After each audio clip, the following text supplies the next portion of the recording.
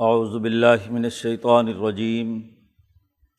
بسم اللہ الرحمن الرحیم۔ وقالت الیہود عزیر ابن اللہ وقالت النصارى المسیح ابن اللہ ذلک قولہم بافواہہم یضاہئون قول الذین کفروا من قبل قاتلہم اللہ انا یؤفکون۔ اتخذوا احبارهم ورہبانهم اربابا من دون اللہ والمسیح ابن مریم وما امروا الا لیعبدوا الہا واحدا لا الہ الا هو سبحانہ عما یشرکون۔ یریدون ان یطفئوا نور اللہ بافواہہم وَيَأْبَى اللَّهُ إِلَّا أَن يُتِمَّ نُورَهُ وَلَوْ كَرِهَ الْكَافِرُونَ۔ هُوَ الَّذِي أَرْسَلَ رَسُولَهُ بِالْهُدَى وَدِينِ الْحَقِّ لِيُظْهِرَهُ عَلَى الدِّينِ كُلِّهِ وَلَوْ كَرِهَ الْمُشْرِكُونَ۔ يَا أَيُّهَا الَّذِينَ آمَنُوا إِنَّ كَثِيرًا مِنَ الْأَحْبَارِ وَالرُّهْبَانِ لَيَأْكُلُونَ أَمْوَالَ النَّاسِ بِالْبَاطِلِ وَيَصُدُّونَ عَنْ سَبِيلِ اللَّهِ وَالَّذِينَ يَكْنِزُونَ الذَّهَبَ وَالْفِضَّةَ وَلَا يُنْفِقُونَهَا فِي سَبِيلِ اللَّهِ فَبَشِّرْهُم بِعَذَابٍ أَلِيمٍ۔ يَوْمَ يُحْمَىٰ عَلَيْهَا فِي نَارِ جَهَنَّمَ فَتُكْوَىٰ بِهَا جِبَاهُهُمْ وَجُنُوبُهُمْ وَظُهُورُهُمْ ھذا ما کنزتم لانفسکم فذوقوا ما کنتم تکنزون۔ صدق اللہ العظیم۔ یہ سورۃ توبہ کا رکوع ہے اور پیچھے بات چل رہی تھی کہ فتح مکہ ہو جانے کے بعد اب اس جزیرۃ العرب سے تمام مشرکین اور جو ان کے ساتھ مشابہت رکھنے والے یہودی اور عیسائی ہیں تمام کو یہاں سے نکال دیا جائے۔ پہلے مرحلے میں حرم میں داخلے پر پابندی لگائی گئی کیونکہ دین اسلام کا اصل مرکز بلکہ انسانیت کا اصل مرکز جو دراصل امن اور سلامتی کا مرکز ہے اس کو بد امن لوگوں اور ظالموں سے پاک کیا جائے۔ کسی بھی نظریے پر جب کوئی انقلاب آتا ہے اس کا مرکز محفوظ رہنا چاہیے اپنے انقلابی فکر پر۔ اسی لیے دین اسلام کی تعلیمات کا جو اصل مرکز ابراہیم علیہ السلام سے چلا آ رہا ہے، ابراہیمی تحریک کا مرکز ہے مکۃ المکرمہ، اس کے ارد گرد حرم کے دائرے میں کوئی مشرک داخل نہیں ہو سکتا۔ اس کے بعد اعلان کیا گیا کہ پورا جزیرۃ العرب، حرم کا دائرہ بڑھ کر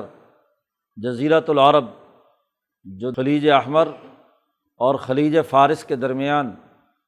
ایک جزیرے کی مانند ہے، یہ پورا کا پورا جزیرہ یہاں کے بارے میں حضور نے اعلان کر دیا سب سے آخر میں کہ اخرجوا الیہود والنصارى من جزیرۃ العرب، یہودیوں اور عیسائیوں کو جزیرۃ العرب کے دائرے سے نکال دیا جائے۔ یہاں کے اصل باشندے، مقامی باشندے عرب ہیں اور ان تمام نے دین اسلام قبول کر لیا ہے۔ اگر کوئی یہاں رہنا چاہتا ہے تو سیاسی طاقت کے طور پر نہیں رہ سکتا، کسی غیر مسلم کی سیاسی طاقت یہاں نہیں ہو سکتی، رہے گا تو ذمہ کے طور پر اس کے حقوق کی حفاظت ہم کریں گے سیاسی اور معاشی، لیکن ان کی کوئی سیاسی ریاست یہاں پر نہیں ہوگی۔ جیسے خیبر میں تھی اور کچھ علاقوں میں ایسے چھوٹے چھوٹے علاقے تھے جہاں ان کی کوئی سیاسی حکومت اور ایک قسم کی ریاستی طاقت ان کے پاس تھی، وہ تمام ریاستی طاقت ان کی چھین لی جائے گی۔ یہاں اب حکومت صرف دین اسلام کی ہوگی۔ امام شاہ ولی اللہ فرماتے ہیں کہ نبی اکرم صلی اللہ علیہ وسلم کی نبوت اور حکومت دونوں ہی لازم ملزوم ہیں۔ دو انبیاء ہیں جن کی نبوت اور رسالت ان کی حکومت اور ریاست کے ساتھ جڑی ہوئی ہے، ایک دوسرے کے لازم ملزوم ہیں۔ نبوت اور رسالت کی تکمیل حکومت اور ریاست کے بغیر نہیں ہو سکتی، اور ان کی حکومت اور ریاست نبوت کے اصول پر ہوگی اور رسالت کے اصول پر ہوگی۔ موسیٰ علیہ السلام اور نبی اکرم صلی اللہ علیہ وسلم، اس لیے ریاست مدینہ کی اب توسیع ہے، یہ اب ریاست جزیرۃ العرب بن گئی، تو تمام عرب سے ریاستی طاقت کسی اور کی نہیں ہوگی۔ اخرج الیہود والنصارى من جزیرۃ العرب سے یہ بات طے شدہ ہے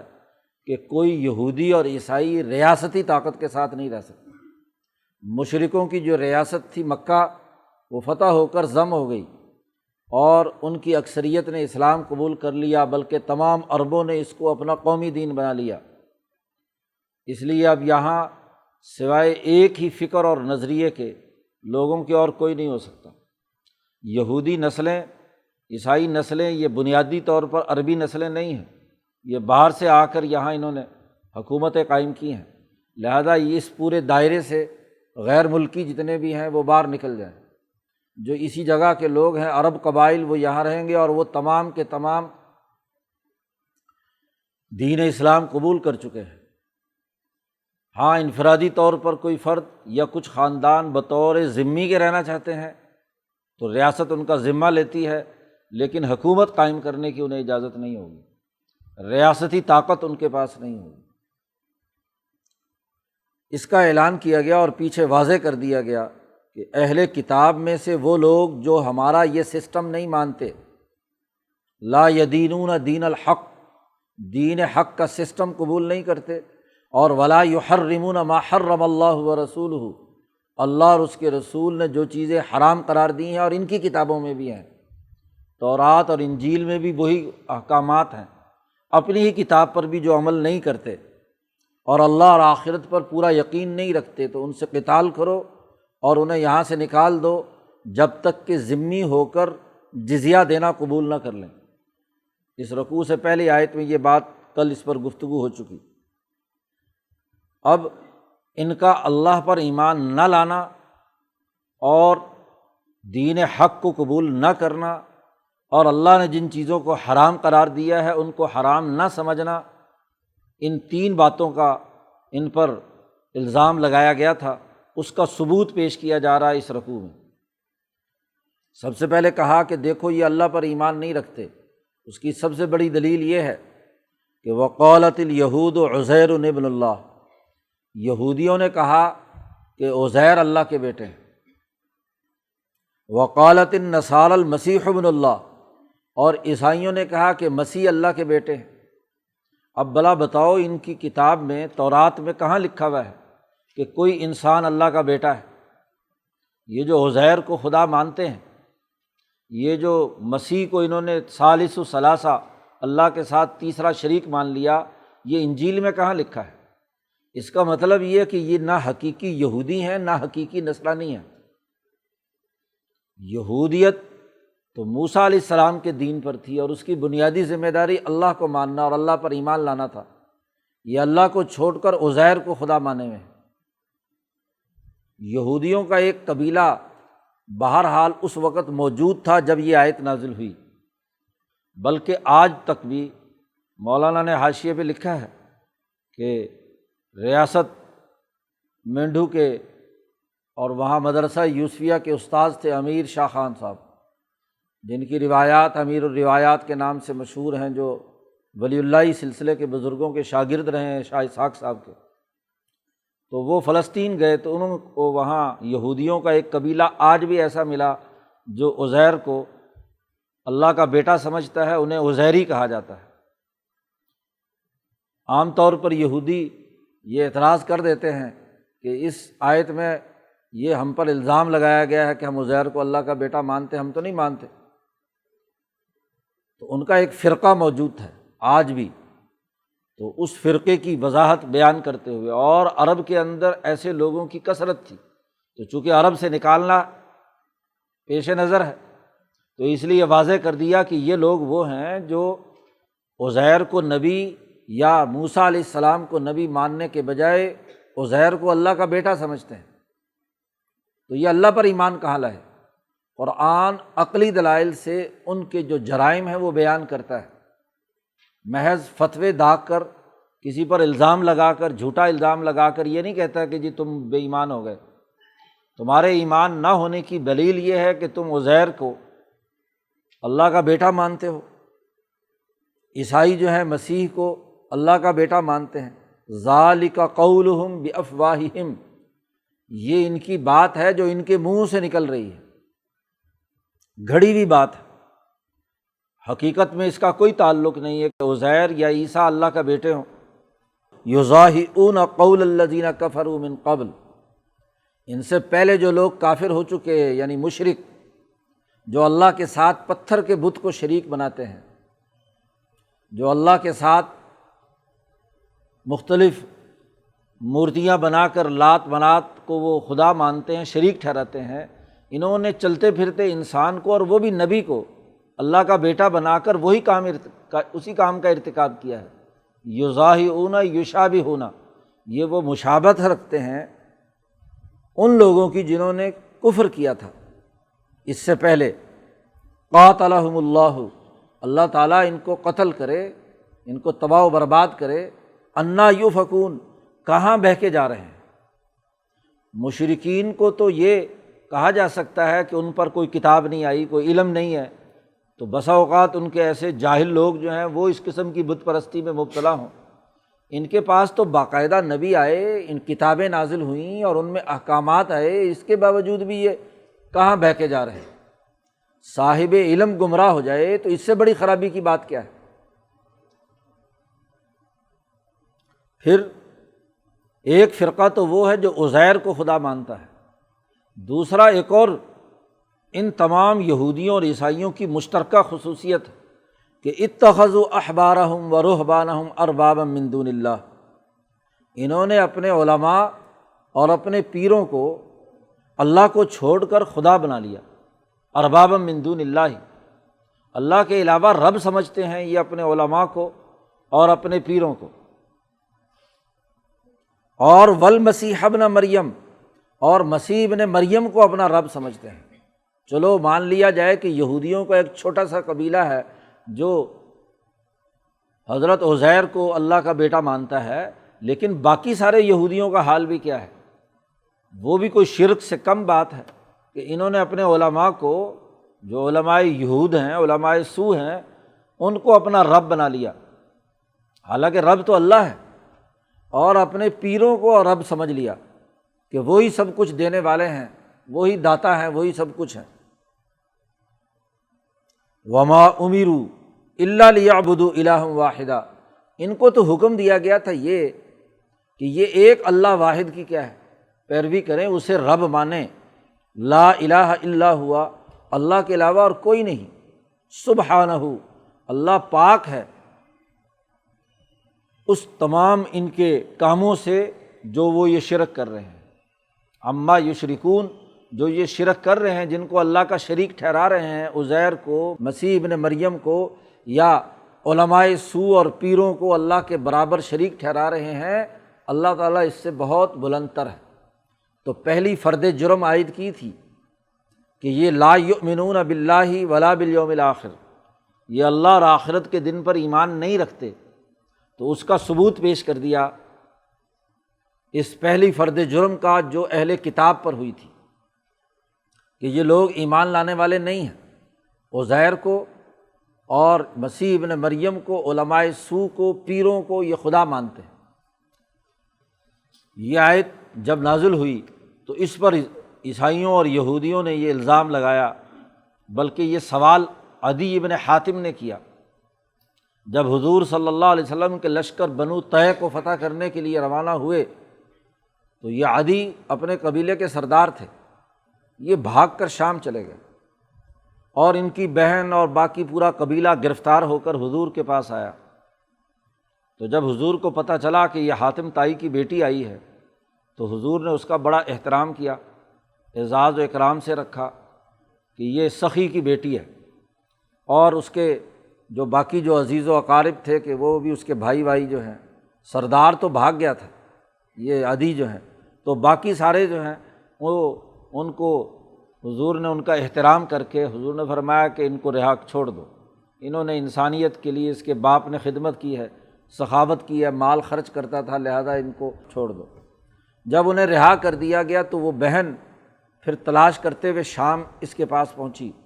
اتنے عرصے میں یہ عدی جو ہیں یہ عیسائی ہو چکے، صلیب گلے میں پہنی ہوئی ہے، تو بہن نے جا کر پھر ترغیب دی کہ یہ نبی ہیں اور ہمیں ان کی بات مان لینی چاہیے، اور بڑے رحم دل ہیں، شفیق ہیں، انہوں نے ہمیں رہا کر دیا صرف اس لیے کہ میں حاتم طائی کی بیٹی ہوں، تو تمہارے ساتھ بھی اچھا معاملہ کریں گے، تم ڈرو مت کہ تمہیں قتل کریں گے۔ تو پھر یہ وہاں سے شام سے آئے، صلیب پہنی ہوئی ہے۔ اب جیسے ہی یہ مدینہ میں داخل ہوئے تو ظاہر ہے متعارف تو تھے کہ حاتم طائی کا بیٹا آیا ہے، تو حضور کو اطلاع ملی، حضور نے بڑا اعزاز و اکرام کیا۔ وہاں جو مکالمے ہوئے ہیں، بات چیت اور گفتگو، سوالات ہوئے ہیں، تو ان سوال میں یہ بھی سوال انہوں نے رکھا۔ عدی ابن حاتم کہتے ہیں، خود روایت کرتے ہیں کہ میں نے یہ سوال رکھا کہ ہاں جی یہ عیسائیوں کے بارے میں حضور نے یہ آیت پڑھ کر سنائی کہ اتخذوا احبارہم و رہبانہم، حضور نے فرمایا سوچو کہ تم یہ جو صلیب گلے میں ڈالے پھر رہے ہو، عیسائی ہو گئے ہو، یہ تو اللہ کو چھوڑ کر یہ تو مشرک ہو چکے ہیں۔ اتخذوا احبارہم و رہبانہم اربابا من دون اللہ، یہ آیات پڑھ کر سنائی۔ تو عدی نے اس پر اعتراض کیا کہ دنیا میں کون انسان ہے جو اپنے پیروں اور مولویوں کو اللہ کا برابر کا شریک ٹھہراتا ہو یا رب مانتا ہو؟ یہ بات تو مجھے سمجھ میں نہیں آئی۔ تو پھر حضور صلی اللہ علیہ وسلم نے اس کی وضاحت کی کہ رب بنانے کا مطلب اپنے علماء اور پیروں کو یہ ہے کہ حلال و حرام کا اختیار اللہ تبارک و تعالیٰ کا ہے۔ یہ جس چیز کو اپنی خواہشات اور مفاد پرستی کی بنیاد پر حلال قرار دیتے تھے، اپنی طرف سے اللہ نے وہ حرام کی ہوئی ہے، یا اللہ کے حلال کیے ہوئے کو حرام بنا دے، تو گویا کہ یہ رب ماننا ہے نا۔ رب وہ ہوتا ہے جو نگرانی اور رہنمائی کا کام کرتا ہے، تربیت کا کام کرتا ہے۔ تو ان کی رہنمائی ایسی کہ یہ غلط سلط فتوے دیتے ہیں اپنے مفاد اور لالچ میں۔ عالم کا کام تو اللہ کے حکم کو کھلا سنانا ہے، پیر کا کام تو لوگوں کو اللہ کے ساتھ جوڑنا ہے۔ کونوا ربانیین، وہ اگر خود حلال و حرام کے اختیارات لے لے تو اس کا مطلب یہ کہ وہ رب بن کر بیٹھ گیا۔ یہی کام فرعون کہہ رہا تھا انا ربکم الاعلیٰ۔ تو عدی کو بات سمجھ میں آ گئی کہ بات واقعی یہی ہے کہ انہوں نے حلال و حرام اپنی طرف سے بنانے شروع کر دیے تھے۔ خیر نبی اکرم صلی اللہ علیہ وسلم کی اس دعوت اور باقی وہ تفصیلی سوالات جو انہوں نے کیے، حضور نے جوابات دیے، اور پھر حضور نے فرمایا کہ ان تمام چیزوں کو چھوڑو اور کلمہ پڑھو۔ تم عرب میں رہنے والے ہو، عرب قبیلہ ہے، وہ کبھی کہاں اللہ کی وحدانیت کے علاوہ کبھی اس نے کوئی نظریہ رکھا؟ تو عدی پر اس کا اثر ہوا اور وہ مسلمان ہو گئے۔ تو یہاں فرد جرم جو عائد کی گئی تھی اس کی دلیل اور ثبوت پیش کیا کہ یہ لوگ اللہ کو پر ایمان لانے والے نہیں ہیں، اس لیے اخرج الیہود والنصارى من جزیرۃ العرب۔ اصل بات کیا ہے؟ یریدون ان یطفئوا نور اللہ بافواہہم۔ پیچھے ذکر کیا تھا کہ یہ اللہ کو کل بیٹے ماننا یہ ان کی زبانوں سے نکلے ہوئے، زبان سے گھڑے ہوئے جملے ہیں، ان کا ان کی دل کی حقیقت سے یا اصل حقائق سے تعلق نہیں ہے۔ تو کیا یہ اپنی گھڑی ہوئی باتوں سے اللہ کے نور کو بجھا لیں گے؟ اللہ کا نور تو ایک حقیقت ہے۔ یریدون، یہ چاہتے ہیں کہ اللہ کا نور بجھا دیں، اپنے منہوں سے تشبیہ بھی دے دی، جیسے چراغ روشن ہو تو پھونک مار کے آدمی بجھاتا ہے، تو یہ اللہ کی اس روشنی کو محض جھوٹے زبان سے نکلنے والے اقوال کہ یہ اللہ کا بیٹا ہے اور یہ رب ہیں اور فلاں ہے، اس کے ذریعے سے یہ کیا ہے بجھا سکتے ہیں؟ نہیں، الا ان یتم نورہ، اللہ تعالیٰ اس نور کو مکمل کر کے چھوڑے گا۔ ان کے منہوں سے پھونکوں سے یہ چراغ بجھایا نہ جائے گا۔ دراصل اسی کا ترجمہ ہے کہ یہ منہ سے جو پھونکے مار رہے ہیں تو یہ چراغ محمدی، یہ نور محمدی یا نور الہی، اس کو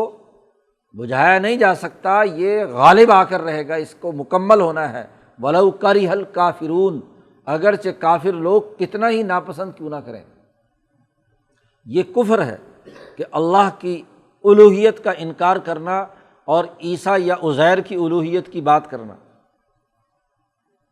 وجہ کیا ہے؟ وجہ یہ ہے کہ هو الذی ارسل رسولہ بالہدی ودین الحق، اللہ وہ ذات ہے جس نے اپنے رسول کو ہدایت اور دین حق دے کر بھیجا ہے۔ دو باتیں بتلائی گئیں، تمام مفسرین نے وضاحت کی ہے کہ ہدایت سے مراد وہ قانون، ضابطہ، وہ احکامات الہی کا مجموعہ ہے جو اللہ نے نازل کیا نبی کے قلب پر، کتاب مقدس قرآن حکیم۔ و دین الحق، دین حق سے مراد اس کا عملی نظام ہے، اس کا عملی سسٹم ہے۔ صرف کتاب آ جائے اور پڑھ لیں اور سن لیں، سر دھن لیں، یہ کافی نہیں ہے۔ ہدایت بھی ہے اور اس ہدایت کے مطابق جو حقائق پر مبنی سسٹم بھی ہے۔ دین الحق، اس کا نظام بنانا، سسٹم بنانا۔ ابن کثیر نے تفصیل سے اس پر گفتگو کی کہ دین الحق، حق کا نظام، اعمال کا مجموعہ، جتنے اعمال بیان کیے گئے ہیں ان کا عملی نظام بنانا، یہ دوسری ذمہ داری ہے۔ تو ان دو ذمہ داریوں کو دے کر بھیجا ہے۔ صرف واعظ کہنے کے لیے نبی نہیں آیا کہ وہ صرف ہدایت اور روشنی بتلا دے، اس کے بعد جس کا جی چاہے مانے، جس کا جی چاہے نہ مانے، ایسا نہیں ہے۔ بلکہ جو ہدایت لے کر آئے ہیں اس کا عملی نظام دین حق کی صورت میں اسے قائم کرنا ہے۔ اور یہ دو چیزیں اس لیے بھیجی ہیں لِیُظْہِرَہُ عَلَى الدِّینِ کُلِّہ، تاکہ اس دین حق کو، اس عملی نظام کو دنیا کے تمام نظاموں پر غالب کرے۔ وَلَوْ کَرِہَ الْمُشْرِکُونَ، اگرچہ مشرک لوگ کتنا ہی ناپسند سمجھیں۔ فرد جرم دوسری آیت یہ کی گئی تھی کہ وَلَا يَدِينُونَ دِينَ الْحَقِّ، پہلے کہا تھا لا یؤمنون باللہ والیوم الآخر، ایمان نہیں رکھتے اللہ اور آخرت کے دن پر۔ اس کی دلیل، اس کا ثبوت پچھلی آیات میں دے دیا گیا۔ اور جب دوسری بات آئی ہے کہ ولا یدینون دین الحق، یہ جو فرد جرم عائد کی تھی اس کا جواب یریدون ان یطفئوا سے لے کر المشرکون تک دے دیا۔ رسول تو اس لیے بھیجا ہے کہ دین حق کا ٹھیک ٹھیک صحیح انسانیت کی ترقی اور کامیابی کا بین الاقوامی نظام قائم کریں۔ اور یہ لوگ ایسے ہیں جو اس دین حق کے راستے کی رکاوٹ، ہمیشہ اہل علم ہی صحیح اور سچے نظام کے راستے کی رکاوٹ بنتے ہیں، علم فروشی کی وجہ سے۔ مشرکین کی تو چھوٹی سی ریاست تھی مکہ کی، اور وہ ریاست بھی ایسی تھی کہ ان کو گمراہ کیا تھا عمرو بن لحی جو ہے، وہ ایران سے اور کچھ قیصر سے، یعنی یہودیوں اور عیسائیوں اور کسریٰ کے لوگوں سے جھوٹی معلومات لا کر اس نے وہ شرک اور کفر کا راستہ یہاں اپنایا تھا۔ یہ تو 200 سال کی بات ہے۔ تو اس کا تو خاتمہ ہو گیا۔ اب اس کے بعد اس غلط علم کا جو مرکز اور منبع یہودیت اور عیسائیت ہے، جن کو کتاب بھی دی گئی اور علم کا غلط استعمال کر کے غلط نظام جنہوں نے بنائے اور ان کو بھی سکھائے، ان کا صفایا کرنا بھی ضروری ہے۔ تو اس لیے دوسری جو فرد جرم عائد کی تھی کہ ولا یدینون دین الحق، کہ یہ دین حق نہیں مانتے، اس کی دلیل بیان کر دی اور اس کی وضاحت کر دی کہ یہ نبی آیا ہے دنیا میں اس دین حق کو غالب کرنے کے لیے۔ اس کا لازمی تقاضا ہے کہ جو دین حق کو ماننے والے نہیں ہیں ان کے ساتھ قتال کیا جائے، قاتلو۔ اس آیت کا مفہوم تبھی سمجھ میں مکمل طور پر آتا ہے کہ جب اس سے پہلے جو لا یدینون دین الحق کی بنیاد پر قتال کا حکم دیا گیا ہے وہ اس کے ساتھ جوڑ کر پڑھی جائے تو پھر غلبہ دین کا مطلب درست نظر میں سمجھ میں آتا ہے۔ آگے پیچھے کا سیاق و سباق نہ ہو تو مطلقاً تو صرف قانون معلوم ہوتا ہے کہ دین حق دے کر بھیجا ہے بس تاکہ اس کو غالب کرے، لیکن یہ غلبہ کیسے ہوگا؟ اس غلبے کی عملی بات اس سے پہلے جس مقدمے کے جواب میں یہ بات بیان کی گئی ہے اس کو سامنے رکھیں تو وہاں واضح طور پر کہہ دیا گیا کہ ان سے قتال ہوگا، اور اس وقت تک قتال ہوگا جب تک کہ یہ جزیہ نہ ادا کریں، جب تک کہ یہ تابع ہو کر اپنی ریاستی اور اپنے سسٹم کی طاقت کو ختم نہ کر دیں۔ دین الحق کے مقابلے میں جو دین الباطل انہوں نے گھڑ لیا ہے، سسٹم غلط گھڑ لیا ہے، وہ جب تک ختم نہ ہو اس وقت تک غلبہ دین نہیں ہوگا۔ وَلَوْ كَرِهَ الْمُشْرِكُونَ، اگرچہ مشرک کتنا ہی ناپسند کریں۔ چنانچہ پوری دنیا پر اس طرح کا غلبہ کہ دین الحق کا عملی نظام قائم ہو جائے، وہ نبی اکرم صلی اللہ علیہ وسلم کے بعد صحابہ کے زمانے میں جو دراصل نبی ہی کا کام کرنے والی اعلیٰ کار جماعت تھی، امام شاہ ولی اللہ نے وضاحت کی کہ یہ لیظہرہ علی الدین کلہ نبی کی ذمہ داری تھی۔ ازالۃ الخفا میں اس آیت کی تفسیر میں شاہ صاحب نے تفصیل سے گفتگو کی ہے، امام شافعی اور دیگر علماء کا نقطہ نظر بیان کیا ہے، وہاں سوالات اٹھائے گئے کہ حضور کو اگر یہ مقصد دے کر بھیجا گیا تھا تو حضور کی زندگی میں تو یہ کام پورا نہیں ہوا، تو کب ہوگا؟ کسی نے کہا جی دلائل کا غلبہ، جیسے ہمارے حاشیے میں بھی جی مولانا نے کہا ہے جی دلائل کا غلبہ، اور دلائل کا غلبہ تو ہر حال میں رہا ہے، بینہ بھی رہے ہیں، دلائل بھی رہے ہیں۔ اور کسی نے کہا کہ جب عیسیٰ علیہ السلام آئیں گے تو تب کیا ہے، پورے کرۂ ارض پہ ایک بھی کافر نہیں بچے گا۔ تو عقیدے کے غلبے کی بات کی انہوں نے، امام شافعی کا قول نقل کیا، تو شاہ صاحب نے اس پر اعتراض کیا کہ یہ بات درست نہیں ہے، محض عقیدے کا غلبہ یا محض دلائل کا غلبہ نہیں ہے، سسٹم کا غلبہ ہے، نظام کا غلبہ ہے، اور یہ نظام کا غلبہ ہوا ہے عمر فاروق کے زمانے میں، جب قیصر و کسریٰ کو شکست دے کر جی دین حق کا عملی نظام بین الاقوامی سطح پر قائم ہو گیا۔ علامہ ابن کثیر نے یہاں وہ روایات جمع کی ہیں چند ایک، شاہ صاحب نے تو یہاں پوری تفصیل کے ساتھ ازالۃ الخفا میں ہر کتاب میں جو حدیث تھی غلبہ دین کے حوالے سے وہ وہاں جمع کر دی۔ ابن کثیر نے بھی یہاں وہ حدیث نقل کی ہے کہ ان اللہ زوالی الارض فرأیت مشارقہا و مغاربہا، پورا کرۂ ارض اللہ نے میری ہتھیلی پر سمیٹ کر رکھ دیا، مشاہدہ کرایا، جی میں نے تمام مشرقی اور مغربی ممالک کو دیکھا تو مجھے بتلایا گیا کہ تمہاری حکمرانی جہاں جہاں تم نے مشاہدہ کیا ہے تمہاری امت کی حکمرانی وہاں تک پہنچے گی۔ تو پورے مشرق و مغرب پر بنو عباس کے زمانے میں، ہارون الرشید کے زمانے میں، پوری دنیا کے چپے چپے پر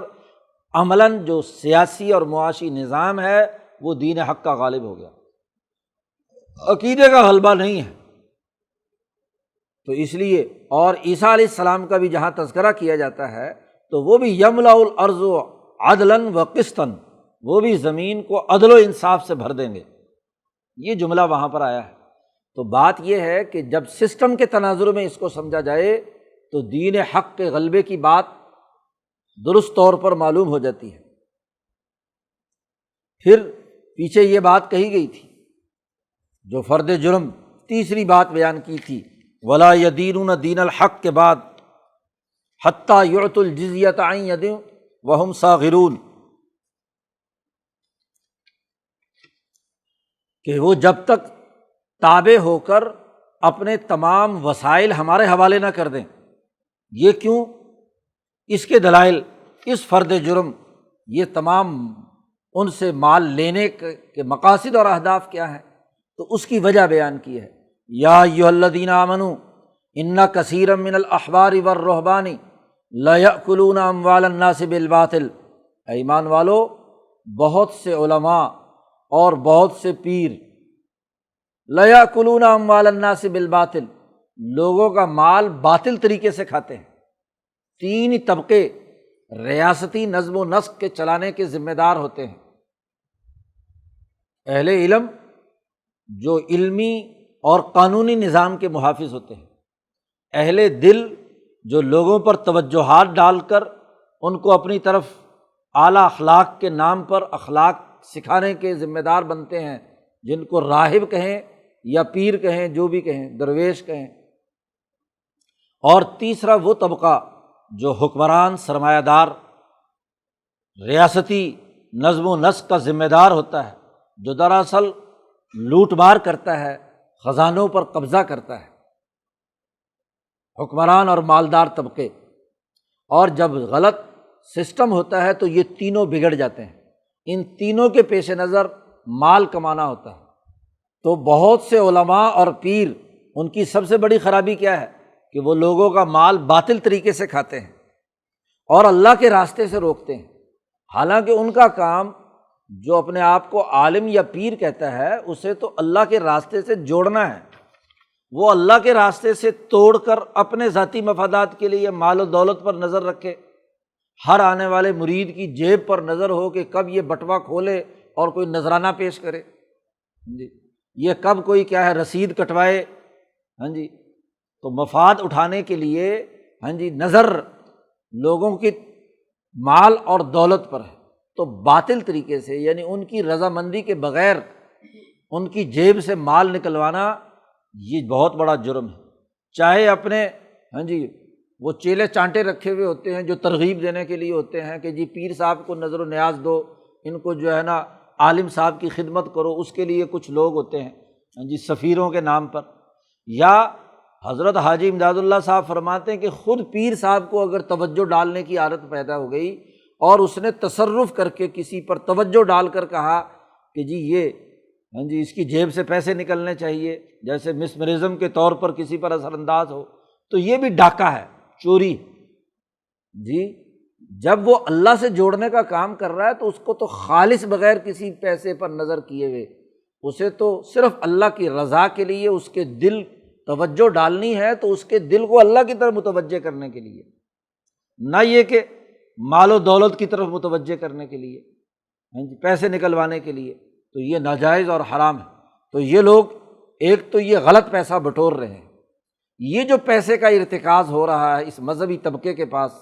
یہ خرابی کا باعث ہے۔ اس لیے جب تک یہ مال جو باطل طریقے سے کھایا ہے وہ واپس بیت المال کو نہیں دیتے اور وہ بیت المال فقراء کے لیے اسے خرچ کرنے کا نظام نہیں بنتا، اس وقت تک یہ ریاست درست طور پر دین حق کا نظام قائم نہیں ہو سکتا۔ تو جو پیچھے یہ کہا گیا تھا کہ ان یہودیوں سے جزیہ وصول کیا جائے، تو یہ دراصل لوٹ مار کا مال ہے، یہ تو انہوں نے باطل طریقے سے حاصل کیا ہوا ہے۔ ورنہ ان تمام لوگوں کو جو غیر مسلم رہتے ہوئے آپ کی ریاست میں ہوں تو خرچہ پانی تو خود ریاست نے دینا ہے اسے، تو ان کے مال کو ہڑپ کرنے کا تو مقصد نہیں ہے کوئی بھی۔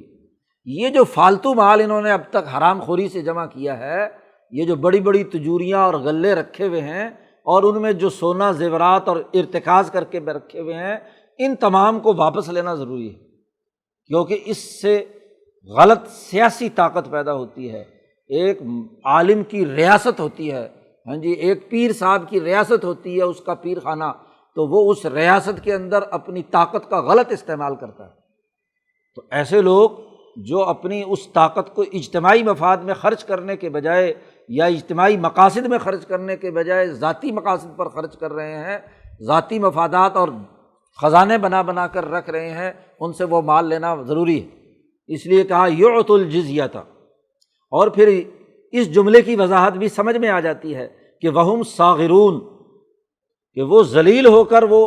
مال ادا کریں، کیونکہ انہوں نے تکبر اور غرور سے لوگوں کو ذلیل بنا کر لیا تھا۔ اب ان متکبرین سے بھی کیا ہے، یہ مال ان کو ذلیل کر کے لینا ہے، وصول کرنا ہے، کہ تم نے جیسے غریبوں کا خون چوسا، انہیں ذلیل سمجھا، ان کو حقیر سمجھا، صرف روپے پیسے کے لیے ہاں جی چندہ دینے والی مرغیاں سمجھا، تو آج تمہیں بھی کیا ہے مرغی بن کر یہ واپس ادا کرنا ہے اس ریاست کو، جو ریاست ان کو تمام غریبوں اور فقراء اور مساکین پر خرچ کرنے کا نظام بنائے گی۔ تو اس کا سیاق و سباق دیکھا جائے تو وہ بات درست طور پر سمجھ میں آ جاتی ہے کہ جو فرد جرم عائد کی گئی تھی اور ان پر لازمی قرار دیا گیا تھا کہ حتیٰ یعط الجزیۃ، اس وقت تک ان سے قتال کرو جب تک کہ یہ جزیہ ادا نہ کر دیں، وہ مال نہ لوٹا دیں۔ یہ اصطلاحات تو بعد میں بنی ہے نا ٹیکس ویکس کی، پہلے مرحلے میں تو جو کچھ ان کے پاس ہے سارا کا سارا کیا ہے، ریاست کے پاس آنا چاہیے۔ اب یہ علماء کا حال ہے کہ وہ بھی مال پر ٹوٹے پڑے ہیں، لا یأکلون اموال الناس بالباطل، اور پھر ان کے حکمرانوں کا حال بھی بیان کیا۔ تیسرا طبقہ حکمران اور مالدار لوگ ہیں جنہوں نے مال اکٹھا کیا ہے، تجارت کے نام پر، کاروبار کے نام پر، سیاست کے نام پر، لوٹ مار کے ذریعے سے پیسہ اکٹھا کیا ہے، تو ان کا ذکر کیا، والذین یکنزون الذھب والفضة ولا ينفقونها فی سبیل اللہ، وہ لوگ جو سونا اور چاندی کو خزانہ بنا کر رکھتے ہیں۔ آدمی کتنا کھا سکتا ہے؟ ہاں جی، کھانے کے لیے تو جتنا بھی کھائے اس کو اجازت ہے، کیونکہ دنیا میں بقا کا راستہ اس کے بغیر نہیں ہے۔ بھوکے ننگے کو کھانے کی اجازت ہے، لیکن کھانے اور پینے یا ضروری جو معیشت کے امور ہے اس سے فالتو جو مال تم نے لوٹ مار کرتے ہو اور اسے خزانے بنا بنا کر رکھتے ہو، تجوریوں میں رکھتے ہو، وہ لوگ جو سونے اور چاندی کو خزانہ بنا کر رکھتے ہیں، لا ينفقونها فی سبیل اللہ، اور اسے اللہ کے راستے میں خرچ نہیں کرتے۔ اللہ کا راستہ کیا ہے؟ کسی یتیم کو، کسی مسکین کو، کسی تمام غریب کو، کسی مریض کو اجتماعی ضروریات کے لیے خرچ نہیں کرتے۔ اللہ کو خود کوئی ضرورت ہے کوئی کھانے پینے کی کہ اللہ پر خرچ کرنے کا مطلب یہ ہو؟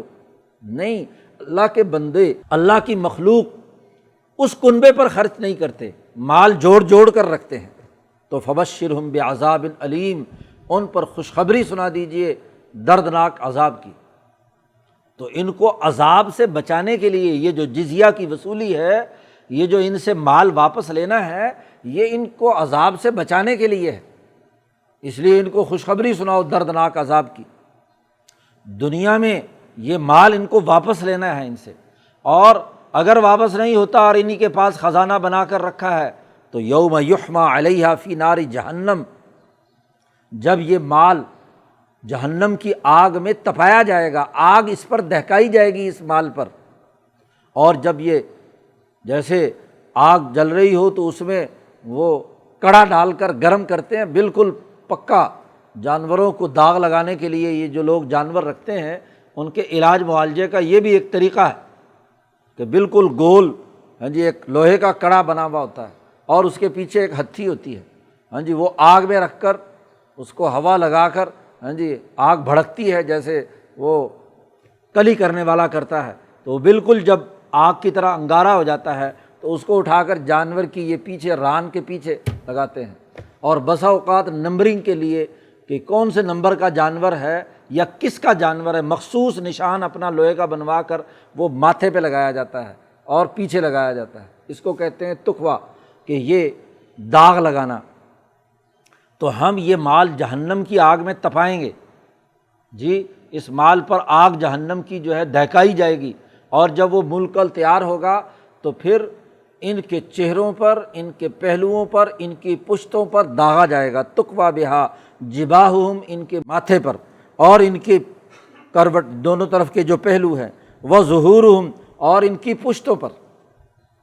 سرمایہ دار جب اس سے کوئی غریب مال مانگتا ہے تو سب سے پہلے تیوری چڑھتی ہے ماتھے پر، کیا مانگنے آ گئے فقیر لوگ، بھاگو یہاں سے، تو غصے کا اظہار کرتا ہے، ہاں جی، چہرے ماتھے پر، اور جب وہ زیادہ ہی پیچھے پڑے تو پھر اس سے رخ موڑ لیتا ہے، پہلو اس کی طرف لے آتا ہے، دایاں پہلو، اور اگر وہ ادھر سے بھی آ جائے تو پھر ادھر گھوم لے جاتا ہے، اور زیادہ ہی وہ راستہ روک کے غریب کھڑے ہو جائیں تو پھر کیا ہے، پشت پھیر کر پیچھے لوٹ جاتا ہے تاکہ دینا دلانا کچھ نہ پڑے۔ تو کنجوس اور بخیل کے یہ تین چار رویے عام طور پر ہوتے ہیں، تو اس بخیل کو انہی چاروں رویوں کا عذاب چکھایا جائے گا کہ ماتھے سے تیوری پڑی چڑھی، غصہ آیا، پیسے دینے سے انکار کر رہا ہے، تو لو اب یہی پیسہ ہے، اس سے تمہارا ماتھا داغا جا رہا ہے۔ تو جس نے جس درجے کا یہ کام کیا ہے تو اس کو اسی درجے کا داغ لگایا جائے گا، ماتھے کا، پہلوؤں کا، دوسرے پہلو کا، پیچھے کا۔ تو جتنی حرکتیں کی ہیں، اگر اس نے یہ چاروں کام کیے ہیں دنیا میں تو چاروں جگہوں پر داغ لگا کر کہیں گے ہاں یہ وہی مال ہے نا جس کو لوگوں کو دینے سے، غریبوں کو دینے سے تم نے انکار کر دیا تھا۔ فَتُقْوَى بِهَا جِبَاهُهُمْ وَجُنُوبُهُمْ وَظُهُورُهُمْ، اور کہا جائے گا ہَٰذَا مَا كَنَزْتُمْ، یہ وہ جسے تم خزانہ بنا کر رکھتے تھے، صندوقوں میں محفوظ کر کے رکھتے تھے، لِأَنفُسِكُمْ، اپنی جان کے لیے رکھا تھا نا تم نے، تو لو اپنی جان کا مزہ چکھو۔ یہی ہے وہ، یہ سانپ اور یہ بچھو، یہ تمام چیزیں، اور یہ ہاں جی لوہے کا تپا ہوا جو ہے داغ لگانے والا، اب یہ چکھو۔ ذوقوا، چکھو، ما کنتم تکنزون، جو تم باقاعدہ گاڑ کر رکھتے تھے، ہاں جی اس کو چکھو۔ اس کا مزہ آپ دیکھو۔ تو یہ ثبوت پیش کیا اس بات کا کہ ان کے ساتھ قتال کرو حتیٰ یعطوا الجزیۃ عن ید وہم صاغرون۔ تو کسی بھی ریاست کے یہ تین ستون جی، اور اگر ان کو مزید ان کی اگر کلاسیفیکیشن مختصر کی جائے تو وہ حضرت عمر فاروق نے کی، صنفان اذا صلح صلح الناس، دو جماعتیں ایسی ہیں جب وہ درست ہوں تو تمام لوگ درست ہو جاتے ہیں، اور وَإِذَا فَسَدَ فَسَدَ النَّاسُ، العلماء والامراء، علماء یا فقہاء اور امراء، مالدار اور حکومت والے جو لوگ ہیں، نظم و نسق چلانے والے، تو یہاں تین کا ذکر کیا، رہبان بھی، پیر بھی اس میں شامل ہیں۔ تو احبار، رہبان اور حکمران، تو تینوں طبقوں کو اب بنیادی مشترکہ مقصد کیا ہے اہل کتاب کے ان تمام لوگوں کا؟ مال بٹورنا۔ تو اس لیے جو پیچھے کہا گیا تھا قاتل الذین، ان سے قتال کرو حتیٰ یعطوا الجزیۃ عن ید وہم صاغرون، جیسے لوگوں کو ذلیل بنا کر ان سے انہوں نے یہ مال لوٹا تھا، آج ان کی ریاست کو ذلیل بنا کر یہ مال اب لینا ہے۔ اس جماعت کے پاس جائے گا جو اس مال کو، جس کی تقسیم کے مصارف بیان کیے جا چکے ہیں کہ انما الصدقات للفقراء والمساکین، یا واعلموا انما غنمتم من شیء فان للہ خمسہ وللرسول ولذی القربى والیتامى والمساکین وابن السبیل، جو خرچ کرنے کے لیے نظام بنایا گیا ہے، یہ اپنا تمام مال اس ریاست کے حوالے کر دیں، خود وہاں ہاں جی اس ریاست کی ذمہ داری پر ان کی ضروریات پوری کی جائیں گی، ان کو سیاسی اور معاشی تحفظ دیا جائے گا، ہاں جی ان کی ذمہ داری قبول کی جائے گی، وہ اس ریاست میں رہ سکتے ہیں۔ لیکن ریاستی طاقت کا استعمال نہیں ہوگا، کیونکہ لیظہرہ علی الدین کلہ، اب دین حق، عدل و انصاف کے اس دین کو ہر حال میں غالب کیا جانا ہے۔ ولو کرہ الکافرون، یا ولو کرہ المشرکون، مشرکین کتنا ہی ناپسند کریں، کافر کتنا ہی انکار کریں، یہ دین اب غالب ہو کر رہے گا۔ تو جو فرد جرم اس قاتل الذین میں لگائی گئی تھی، ان کے تین ثبوت پیش کر دیا ہے اور ان کی وجوہات یہاں پر بیان کر دی۔ اب اگلی آیت سے ہاں جی سسٹم کے لیے کیلنڈر کی ضرورت ہے، اوقات کے تعین کی ضرورت ہے، تو اس پر آگے گفتگو کی ہے۔ اللہ تعالیٰ قرآن حکیم کو سمجھنے اور عمل کرنے کی توفیق عطا فرمائے۔ اللہم صلی علی